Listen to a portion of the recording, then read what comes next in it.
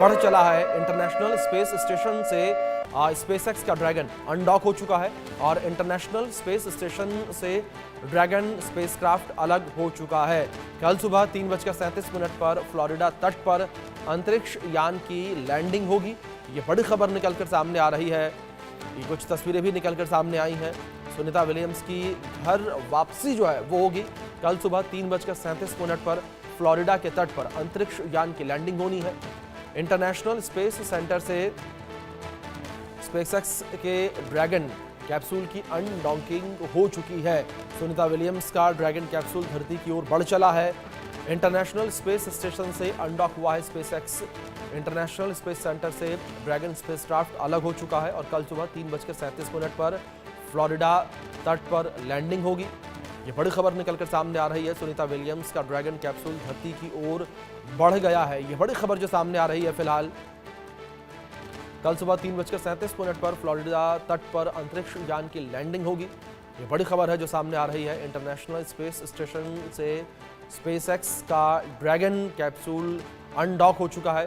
9 महीने से सुनीता विलियम्स जो है वो फंसी हुई थी अंतरिक्ष में और सुनीता विलियम्स को लाने के लिए कई तरह के प्लान जो है तैयार किए गए, लेकिन तमाम प्लान जो है वो विफल रहे। नासा के द्वारा भी जो है कई तरह की तैयारियां की गई, कई तरह के प्लान तैयार किए गए, लेकिन उसके बावजूद भी सारे प्लान जो है फेल होते हुए नजर आए। और सुनीता विलियम्स पिछले 9 महीने से स्पेस में फंसी हुई थी और इसके बाद नासा ने जो है स्पेसएक्स की सहायता ली।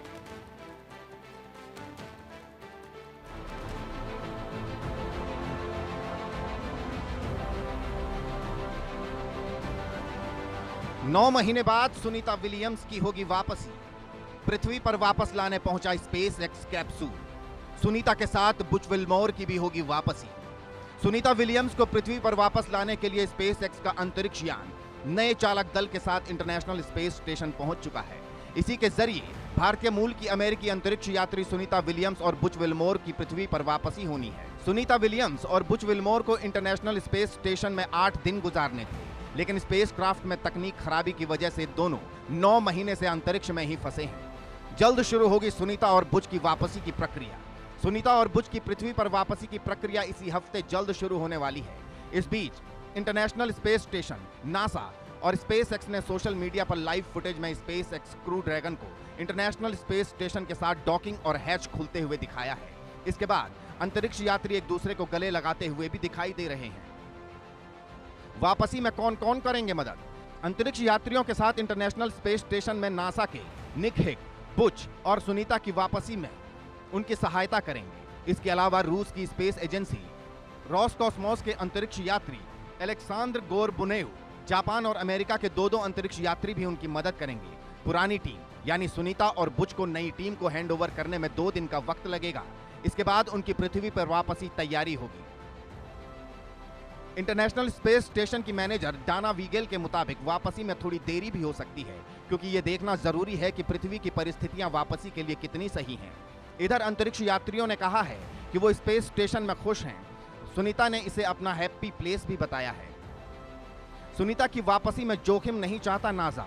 बुच और सुनीता जून 2024 में स्टार लाइनर स्पेसक्राफ्ट के जरिए इंटरनेशनल स्पेस स्टेशन पहुंचे थे। इस स्पेसक्राफ्ट में लॉन्च के दौरान समस्याएं आ रही थी। इसमें ऐसी समस्याएं थी जिनका असर वायुमंडल में एंट्री करने पर पड़ता है और समस्याओं में हीलियम गैस का रिसाव भी शामिल था। इसलिए नासा ने तय किया कि सुनीता और बुच की वापसी में वो थोड़ा भी जोखिम नहीं लेगा, क्योंकि उनके पास स्पेसएक्स के अंतरिक्ष यान के जरिए वापसी का विकल्प है। दूसरी तरफ स्टार लाइनर स्पेसक्राफ्ट को बनाने वाले बोइंग ने लगातार दावा किया था कि सुनीता और बुच को स्टार लाइनर के जरिए वापस लाना सुरक्षित है। बोइंग ने स्पेसएक्स के अंतरिक्ष यान के जरिए वापसी करवाने पर भी नाराजगी जाहिर की थी। अंतरिक्ष में 8 दिन रुकने के बाद वापस क्यों नहीं लौटी सुनीता? सुनीता और बुच बोइंग और नासा के joint crew flight test mission पर गए थे। इसमें सुनीता स्पेसक्राफ्ट पायलट थी। उनके साथ गए बुच विल्मोर इस मिशन के कमांडर थे। इस मिशन के लिए बोइंग का स्टार लाइनर स्पेसक्राफ्ट 5 जून 2024 को रात 8:22 पर एटलस वी रॉकेट के जरिए लॉन्च हुआ था। स्पेसक्राफ्ट 6 जून को रात 11:03 पर स्पेस स्टेशन पहुंचा था। इसे रात 9:45 पर पहुंचना था, लेकिन थ्रस्टर में परेशानी आ गई। 19 मार्च को धरती पर लौटेंगे सुनीता और बुच। क्रू 9 के एस्ट्रोनॉट निक हिग, अलेक्सांद्र गोरबुनोव बुच विल्मोर और सुनीता विलियम्स ड्रैगन स्पेसक्राफ्ट से पृथ्वी पर लौटेंगे। फ्लोरिडा में समुद्र में इनके स्पेसक्राफ्ट की लैंडिंग होगी। सुनीता और बुच को अंतरिक्ष में छोड़ने का राजनीतिक आरोप। कहा जा रहा है कि पिछले साल एलन मस्क ने सुनीता विलियम्स और बुच विल्मोर को तय समय से पहले घर वापस लाने में मदद में पेशकश की थी, लेकिन उनका दावा है कि बाइडेन प्रशासन ने इसे अस्वीकार कर दिया था। एक इंटरव्यू में एलन मस्क ने कहा था कि उन्हें राजनीतिक कारणों से वहां छोड़ दिया गया, जो अच्छा नहीं है। बुच और सुनीता की सेहत को सामान्य रखना है चुनौती। कहा जा रहा है कि बुच और सुनीता विलियम्स को धरती पर वापस लौटने के बाद नॉर्मल होने में साल भर का समय लग सकता है। दरअसल धरती पर लौटने के बाद एस्ट्रोनॉट के लिए सबसे बड़ा चैलेंज शारीरिक और मानसिक तौर पर नॉर्मल जीवन में आना होता है। ये इस बात पर निर्भर करता है कि वे कितने समय तक अंतरिक्ष में रहेंगे। अंतरिक्ष से वापस धरती पर आए एस्ट्रोनॉट के क्या हैं अनुभव? नासा के एस्ट्रोनॉट डगलस एच व्हीलॉक ने 189 दिन बिताए थे।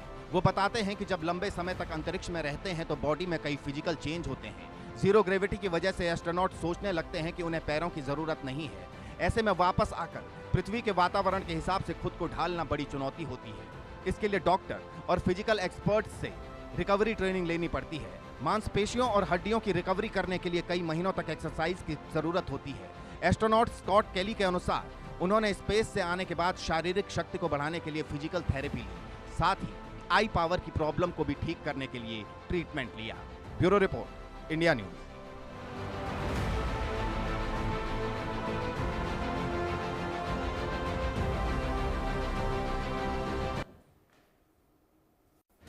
बड़ी खबर सामने आ रही है।